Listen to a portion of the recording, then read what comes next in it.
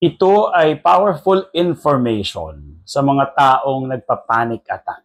No? Very powerful. Kagabi, nagbabrowse ako sa TikTok, may nakita akong isang TikTokerist na umiiyak. No? Hindi ako natatawa dun sa pag-iyak niya. Yung TikTokerist, yung hindi ko maisip ko ang tawag sa kanila. TikToker. Okay, TikTokerist. Sige, umiiyak siya. So, ako'y nahabag, no? Naawa ako kasi talagang yung pag-iyak niya, yung bang very confused, parang wala na siyang pag-asa. So, ni-request ko, sabi ko, gusto mo bang mag-usap tayo ng live ngayon dyan? Kasi naka-live siya eh. Gusto mo ba? Siyempre, ako, wala rin akong alam. Hindi niya rin alam kung paano gawin.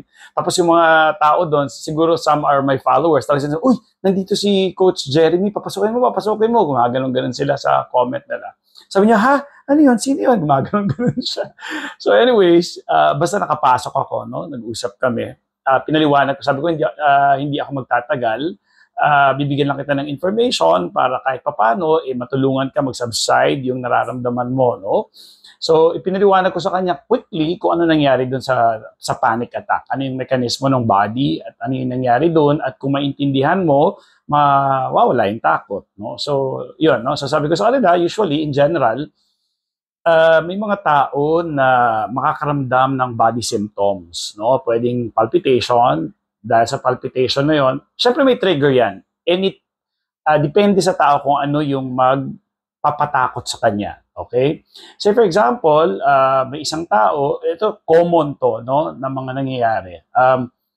Biglang nagpalpitate yung heart niya. Okay, nagpalpitate yung heart niya, maaaring nag-skip kasi sometimes yung skipping heart normal naman sometimes, no? Pero syempre kailangan pa rin magpa-check sa cardio, okay? But sometimes it skips. So may ganon. Ngayon, ang problema doon, meron ng fear 1, ika nga, no? May nag-skip, uy, ano to? Nag-skip. Ngayon, ang magiging problema doon, magkikreate ka ng fear 2. Yung fear 2 would be, hala, heart attack ito. So that is fear 2. So you create it yourself. No, ikaw yung naggumawa nun. Ang problema doon, although normal naman kasi survival yung ginagawa ng brain natin, better na magpa-check up ka talaga. Magpatingin ka talaga dun sa doctor. Paano nga kung heart attack talaga naman, di ba? So, usually nangyayari dyan, so pupunta yung tao sa ER, i-check siya, at sasabihin ng doctor sa kanya, normal lahat. Okay? Hindi ka nag-heart attack, no anything, walang stroke, no anything. So, ang mangyayari, kadalasan hindi napapaliwanag maigi, no, ng health professional or ng doctor kung ano yung nangyari sa kanya. So, nangyari daw sa kanya mismo, after nun, pinauwi lang siya. Kaso, wala siyang tulog, the following day, nangyari daw ulit. Kasi, usually, yung mga taong hindi alam kung ano yung nangyari sa kanila, pipilitin ng utak nila, i-rationalize kung ano yung nangyari sa kanila. Ang problema, hindi naman tayo doktor. So, gagawa tayo ng sarili nilang nating sakit at paniniwalaan natin yun. So, or pwede rin na sasabihin na, baka hindi lang nakita yung sakit ko. So, anong nangyari sa kanya? Nagpasugod ulit siya sa ospital. Ano lang yun hours lang yung pagitan.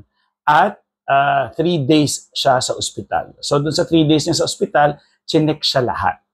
After 3 days, wala talaga makitang sakit. So, umiyak siya talaga kagabi na, ano to, ganyan-ganyan. So, hindi niya maintindihan.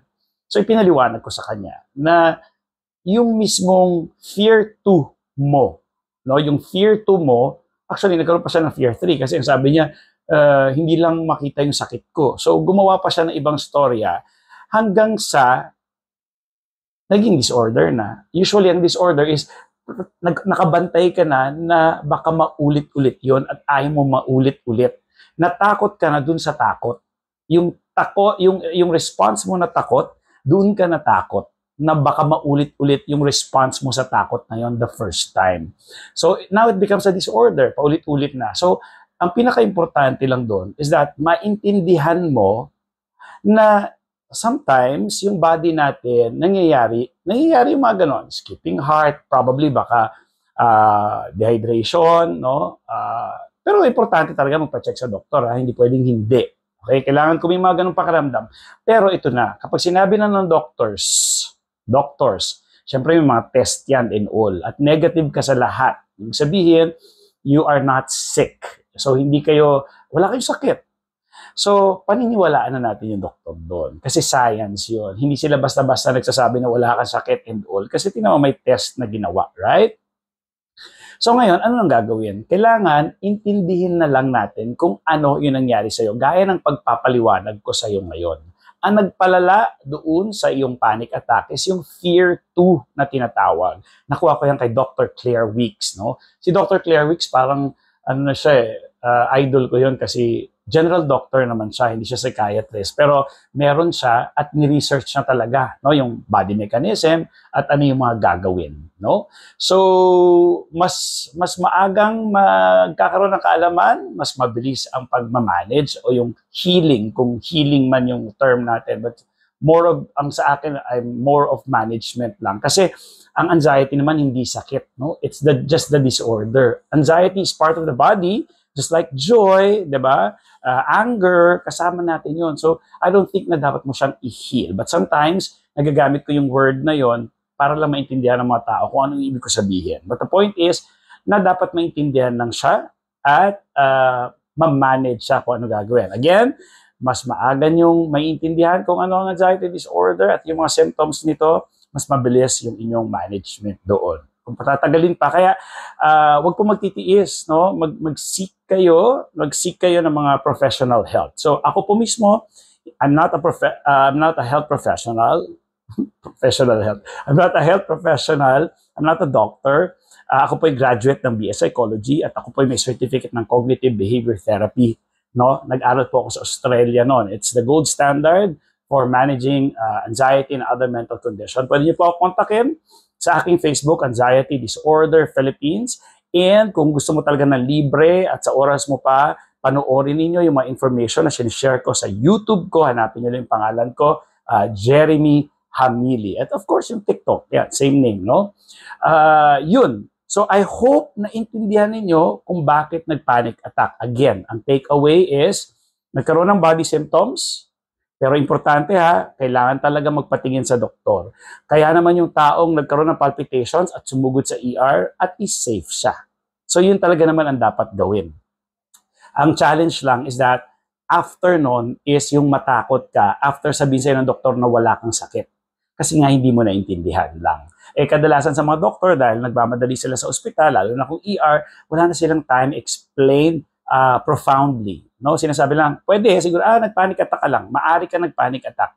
Pero hindi na nila piniliwanag kung ano yung panic attack, blah, blah, blah. So, kailangan maintindihan talaga ng tao yun eh. Kasi tayong mga tao, kapag hindi natin naintindihan yung mga bagay-bagay, naguguluhan tayo. Siyempre, hindi mo maintindihan. No? Ibig sabihin, parang, you don't feel safe because ang utak natin kailangan naintindihan niya lahat ng bagay-bagay. Doon lang tayo nagkakalma kapag, okay, yan lang pala yun. Parang gano'n. Pero kung hindi, kasi baka ganito. So, dahil hindi mo naintindihan, magkakaroon ng baka. Okay? So, yun, so, nangyari, pag uwi niya sa bahay nga, tinatanong niya, ano nangyari sa akin. Okay? So, the key is, right knowledge, right information. At kapag nagkaroon ka ng information, hindi naman pala delikado yun. So sinabi ko rin sa kanya, yung pakiramdam mo, tsaka yung isang taong nag-roller coaster, it's the same. Kaso yung mga taong nasa roller coaster, kahit grabe yung takot nila, fun siya. Kasama yun sa fun, yung takot na yun. So kung itindihin mo, the same symptoms, same feelings, pero ikaw kasi wala ka sa roller coaster. Ikaw ay nakaupo lang, or nagda-drive lang, or nakahiga lang, biglang nangyari sa iyo. But kung titingnan ninyo, yung both body symptoms, it's the same. It's just how you react to it, how you interpret it. Yung paggawa ninyo ng fear 2. Yung taong nasa roller coaster, hindi siya gagawa ng fear 2 kasi klaro naman na nasa roller coaster siya, enjoy siya. Alam ng utak niya na kaya niya nararamdaman yun because nasa roller coaster siya. Ikaw, nakaupo ka lang sa bahay, biglang mo nararamdaman to, hindi mo nararamdaman, nagkahanda, gulugulungin yung utak mo, nangyari sa'yo, mamatay ka na, heart attack yan, stroke na yan, punta tayo sa ER. Again, it's good na pumunta rin talaga ng hospital para ma-diagnose ka ng tama. Okay? So again, you can talk to me, message me, maraming salamat po, dapat diagnose ng doctor. I hope nakatulong itong video na ito. At please share, subscribe, yung mga ganun. Hindi na doon nag-work yun, yung sasabihin sa'yo na please share and subscribe or subscribe and share. Basta, yun lang, kung gusto natin makatulong sa kapwa, itong video na ito, kailangan ito nila, lalo na yung mga taong may mental condition. So, please help me help them. Okay? Gawin nating may kwenta yung ating pag-Facebook at kung ano-ano by spreading the, make this viral. Bye. Thank you.